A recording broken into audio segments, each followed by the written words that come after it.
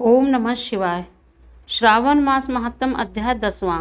कल आपने श्रावण मास के बुध और बृहस्पति और शुक्रवार के व्रत का अनुष्ठान सुना। आइए अब सुनते हैं श्रावण मास में शनिवार को किए जाने वाले अनुष्ठान का वर्णन। ईश्वर बोले, हे सनत कुमार, अब मैं आपसे शनिवार की व्रत की विधि का वर्णन करूँगा, जिसका अनुष्ठान करने से मंदत्व नहीं होता है। श्रावण मास में शनिवार के दिन नरसिंह, शनि या अंजनी पुत्र हनुमान, इन तीनों देवताओं का पूजन करना चाहिए। भीत पर अथवा स्तंभ पर नरसिंह की सुंदर प्रतिमा बनाकर हल्दी युक्त चंदन से और नीले, लाल तथा पीले सुंदर पुष्पों से लक्ष्मीपति सहित जगतपति नरसिंह का भली भांति पूजन करके उन्हें खिचड़ी का नैवेद्य तथा कुंजर नामक शाक का भोज अर्पण करना चाहिए।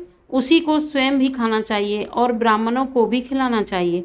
तिल का तेल अथवा घृत स्नान भगवान नरसिंह को प्रिय है। शनिवार के दिन तिल सभी कार्यों के लिए प्रशस्त है।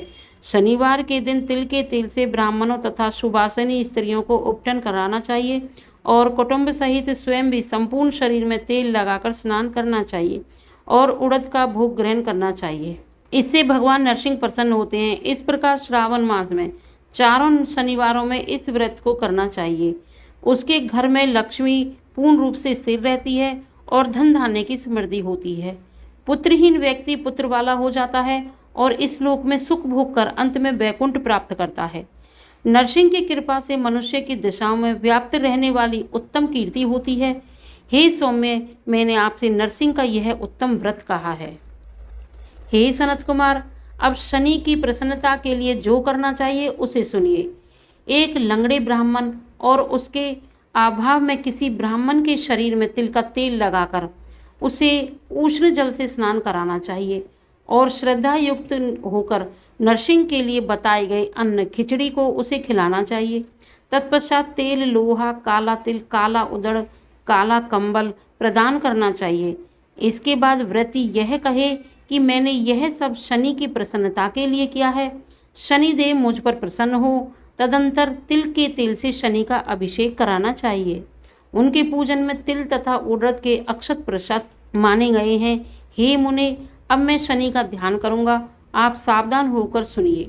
शनैश्चर्य कृष्ण वर्ण वाले हैं, मंद गति वाले हैं, काश्यप गोत्र वाले हैं, सौराष्ट्र देश में उत्पन्न हुए हैं, सूर्य के पुत्र हैं, वर प्रदान करने वाले हैं, दंड के समान आकार वाले मंडल में स्थित हैं, इंद्र नीलमणि तुल्य कांति वाले हैं, हाथों में धनुषवान त्रिशूल धारण किए हुए हैं, गीध पर आरूढ़ हैं, यम इनके आदि देवता हैं, ब्रह्मा इनके प्रत्यधि देवता हैं। ये कस्तूरी, अगुरु का गंध तथा गूगल का धूप ग्रहण करते हैं। इन्हें खिचड़ी प्रिय है। इस प्रकार ध्यान की विधि कही गई है। इनके पूजन के लिए लोहमयी सुंदर प्रतिमा बनानी चाहिए। हे द्विजश्रेष्ठ, इनके निमित्त की गई पूजा में कृष्ण वस्तु का दान करना चाहिए। ब्राह्मण को काले रंग के 2 वस्त्र देने चाहिए और काले बछड़े सहित काली गौ प्रदान करनी चाहिए। विधि पूर्वक पूजा करके इस प्रकार प्रार्थना तथा स्तुति करनी चाहिए। आराधना से संतुष्ट होकर जिन्होंने नष्ट राज्य वाले राजा नील को उनका महान राज्य पुनः प्रदान किया, वे शनिदेव मुझ पर प्रसन्न हों। नील अंजन के समान वर्ण वाले, मंद गति से चलने वाले और छाया देवी तथा सूर्य से उत्पन्न होने वाले उन शनिचर को मैं नमस्कार करती हूँ। मंडल के कोण में स्थित आपको नमस्कार है। पिंगल नाम वाले आप शनि को नमस्कार है।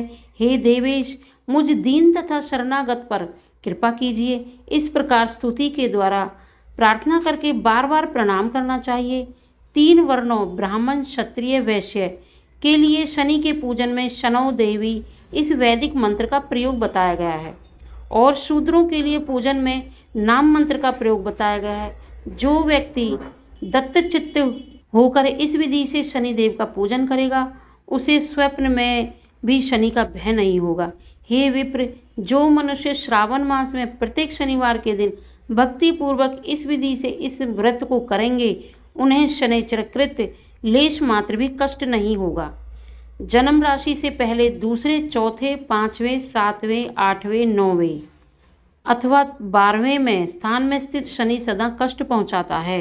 शनि की शांति के लिए शमग्निम इस मंत्र का जप करना बताया गया है। उसकी प्रसन्नता के लिए इंद्र नीलमणि का दान करना चाहिए। हे सनत कुमार, इसके बाद अब मैं हनुमान जी की प्रसन्नता के लिए विधि का वर्णन करूँगा। हनुमान जी की प्रसन्नता के लिए श्रावण मास में शनिवार को रुद्र मंत्र के द्वारा तेल से उनका अभिषेक करना चाहिए। तेल में मिश्रित सिंदूर का लेप उन्हें अर्पित करना चाहिए। जपा कुसुम की मालाओं से, आक धतूर की मालाओं से, मंदार पुष्पों की मालाओं से, बटक यानी बड़ के नैवेद्य से तथा अन्य उपचारों से भी यथाविधि अपने वित्त सामर्थ्य के अनुसार श्रद्धा भक्ति से युक्त होकर अंजनी पुत्र हनुमान जी की पूजा करनी चाहिए। तत्पश्चात बुद्धिमान को चाहिए कि हनुमान जी की प्रसन्नता के लिए उनके 12 नामों का जप करे। हनुमान, अंजनी सुत, वायुपुत्र, महाबल, रामेष्ठ, फाल्गुन सखा, कांक्ष, अमिता विक्रम, उदित क्रमन, सीता शोक विनाशक, लक्ष्मण प्राणदाता और 10 ग्रीव दर्पहा, ये 12 नाम हैं। जो मनुष्य प्रातःकाल उठकर इन 12 नामों को पढ़ता है उसका अमंगल नहीं होता है, उसे सभी संपदा सुलभ हो जाती है। इस प्रकार श्रावण मास में शनिवार के दिन वायुपुत्र हनुमान जी की आराधना करके मनुष्य वज्रतुल्य शरीर वाला, निरोग और बलवान हो जाता है। अंजनी पुत्र की कृपा से वह कार्य करने में वेगवान तथा बुद्धि वैभव से युक्त हो जाता है। उसके शत्रु नष्ट हो जाते हैं, मित्रों की वृद्धि होती है और वह वीर्यशाली तथा कीर्तिमान हो जाता है। यदि साधक हनुमान जी के मंदिर में हनुमान कवच का पाठ करे तो वह अणिमा आदि 8 सिद्धियों का स्वामित्व प्राप्त कर लेता है और यक्ष, राक्षस तथा बेताल उसे देखते ही कंपित तथा भयभीत होकर वेगपूर्वक 10 दिशाओं में भाग जाते हैं। हे सतम, शनिवार के दिन पीपल के वृक्ष का आलिंगन तथा पूजन करना चाहिए। शनिवार को छोड़कर अन्य किसी दिन पीपल के वृक्ष का स्पर्श नहीं करना चाहिए। शनिवार के दिन उसका आलिंगन सभी संपदाओं की प्राप्ति कराने वाला होता है। प्रत्येक मास में 7 वारों में पीपल का पूजन फलदायक है, किंतु श्रावण में यह पूजन अधिक फलप्रद है। इस प्रकार श्री स्कंद पुराण के अंतर्गत ईश्वर सनत कुमार संवाद में श्रावण मास महात्म्य में शनैश्चर नरसिंह हनुमान पूजा विधि शनैश्चर कृत कथन नामक 10वां अध्याय पूर्ण हुआ। बोलो श्री शिवाय नमस्तुभ्यम। बोलो हनुमान जी महाराज की जय। बोलो शनिदेव महाराज की जय। बोलो नरसिंह भगवान की जय।